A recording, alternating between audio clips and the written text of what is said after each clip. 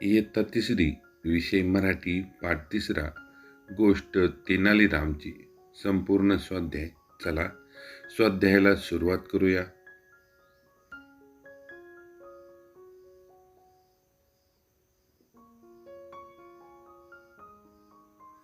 आम्हाला हे समजले.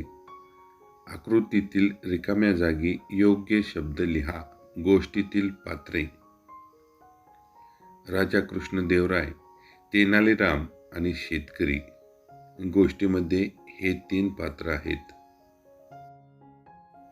प्रश्न 2. या गोष्टीतील कोणते पात्र तुम्हाला आवडले? का? उत्तर: मला या गोष्टीतील तेनालीराम हे पात्र आवडले, कारण ते खूप बुद्धिमान, चतुर आणि हजरजबाबी होते. त्यांनी शेतकऱ्याचे महत्त्व महाराजांना योग्य उदाहरण देऊन समजावून सांगितले. ते नेहमी प्रजेच्या हिताचा विचार करत असल्यामुळे मला तेनालीराम हे पात्र आवडले.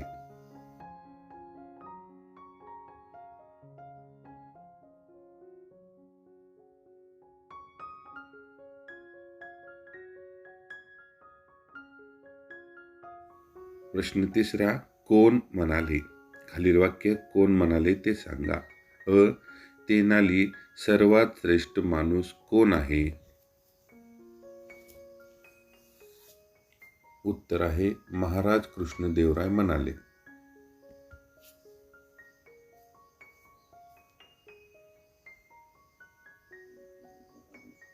आ.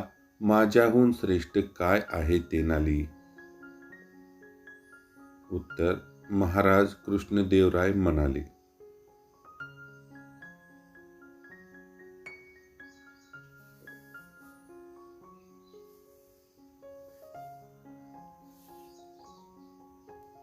ई. या प्रश्नाचं उत्तर मी नंतर देईन. उत्तर: तेनालीराम.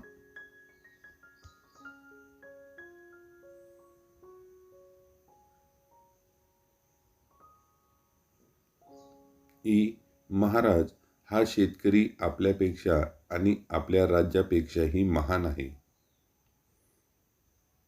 उत्तर: तेनालीराम.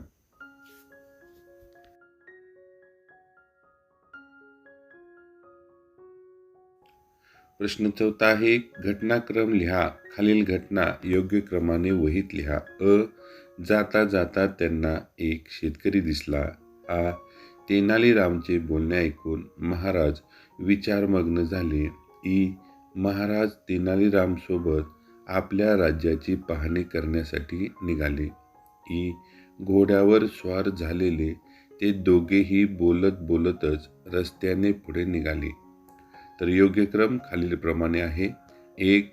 महाराज तेनालीरामसोबत आपल्या राज्याची पाहणी करण्यासाठी निघाले. 2. घोड्यावर स्वार झालेले ते दोघे बोलत बोलत रस्त्याने पुढे निघाले. 3. जाता जाता त्यांना एक शेतकरी दिसला. 4. तेनालीरामचे बोलणे ऐकून महाराज विचारमग्न झाले.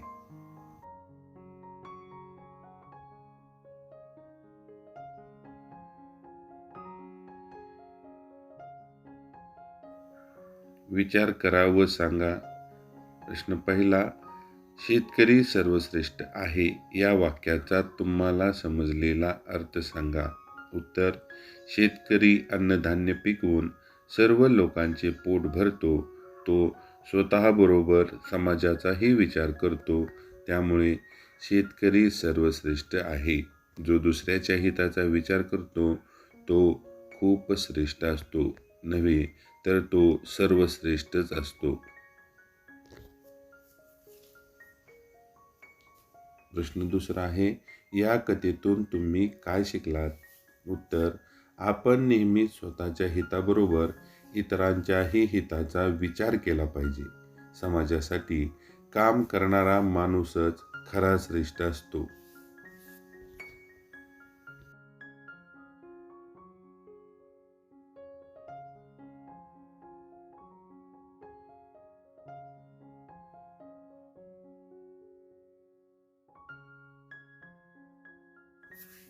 प्रश्न 3. राजाच्या जागी जर तुम्ही असतात तर तेनालीरामचे कौतुक कसे केले असते? उत्तर. मी तेनालीरामचे कौतुक करून त्यांना बक्षीस दिले असते आणि त्यांच्या बुद्धिमत्तेचे सर्वांसमोर अभिनंदन केले असते.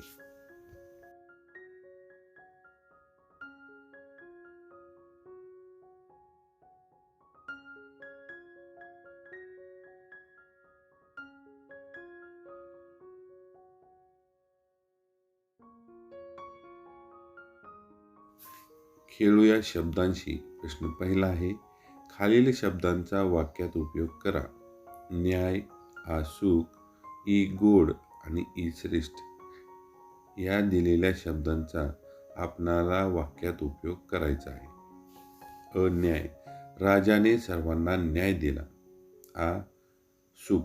चांगले काम केल्याने सुख मिळते. ई गोड. आईचा आवाज गोड आहे. आणि श्रेष्ठ. शेतकरी श्रेष्ठ आहे.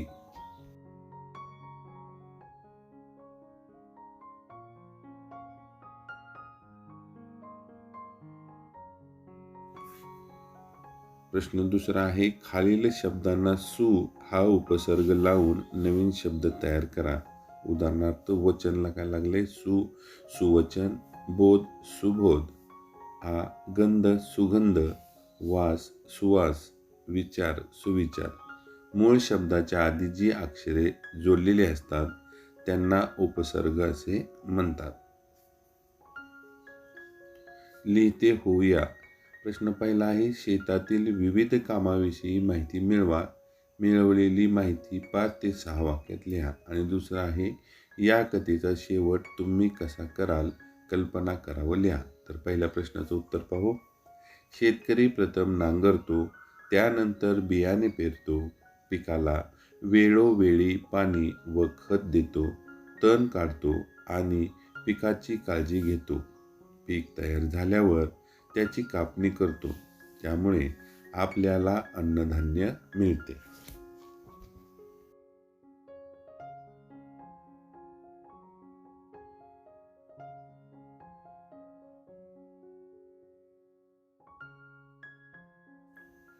प्रश्न दुसरा आहे.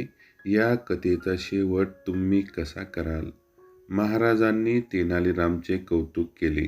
त्यांनी शेतकऱ्याचा सन्मान केला आणि प्रजेच्या हितासाठी अधिक चांगली कामे करण्याचा निर्णय घेतला. सर्वजण आनंदी झाले.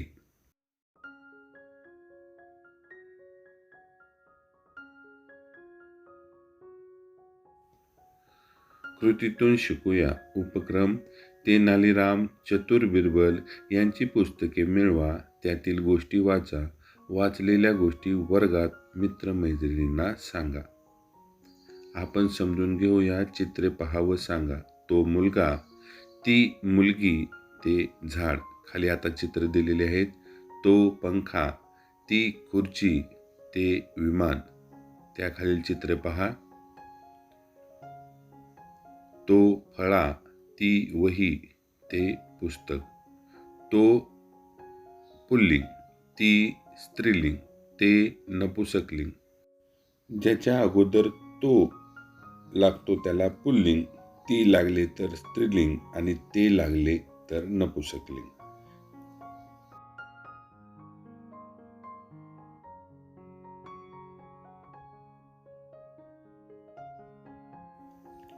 खालील शब्द वाचा व तक्ता पूर्ण करा. कोंबडा, वाटी, चमचा, नदी, डोळा, बाटली, फोटो, खडू, दप्तर, पिशवी, फूल, झाड, मैदान, गाडी, ग्रंथालय. तो कोंबडा, तो चमचा, तो डोळा, तो फोटो, तो खडू. ती वाटी, ती नदी, ती बाटली, ती पिशवी आणि ती गाडी. ते दप्तर, ते फूल, ते झाड, ते मैदान, ते ग्रंथालय. तो या गटामध्ये पुल्लिंग, ती या गटामधले शब्द स्त्रीलिंग आणि ते या गटामधले शब्द नपुसकलिंग. खालील वाक्य वाचा. नीरजला आंबा, केळी, पेरू ही फळे आवडतात. अरे तू केव्हा आलास? खालील वाक्य पुन्हा वाचा.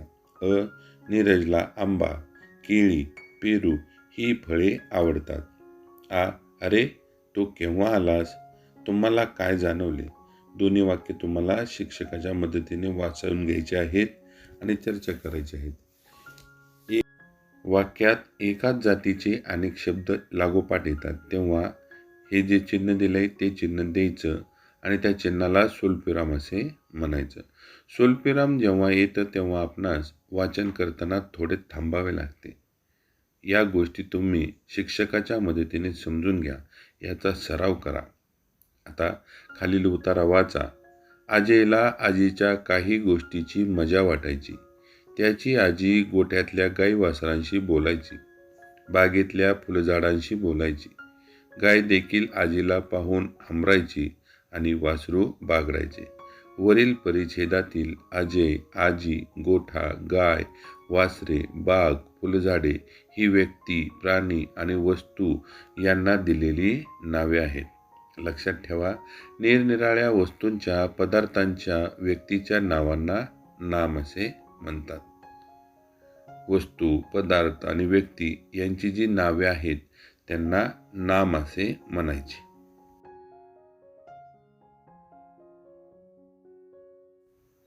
खालील वाक्यातील नामे अधोरेखित करा. रोहित मित्रांसोबत खेळायला गेला. सीमा, रिया, तेजल या खूप चांगल्या मैत्रिणी आहेत. कळसूबाई हे महाराष्ट्रातील सर्वात उंच शिखर आहे. तापी, गोदावरी, कृष्णा आणि भीमा या महाराष्ट्रातील नद्या आहेत. रोहित मित्र मध्ये आहे. सीमा, रिया, तेजल मैत्रिणी. कळसूबाई महाराष्ट्र शिखर. तापी, गोदावरी, कृष्णा, भीमा महाराष्ट्र नद्या ही या वाक्यातील नामे आहेत. राघव ऐवजी गीता हे नाम वापरून वाक्य पुन्हा लिहा. हा राघव आहे. राघवला खेळायला खूप आवडते. राघव घरकामात मदत करतो.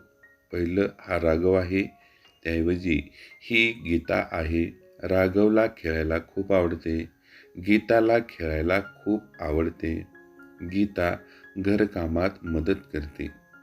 अशा पद्धतीनं आपणाला राघव ऐवजी गीता हे नाम वापरून वाक्य पुन्हा लिहिता येईल.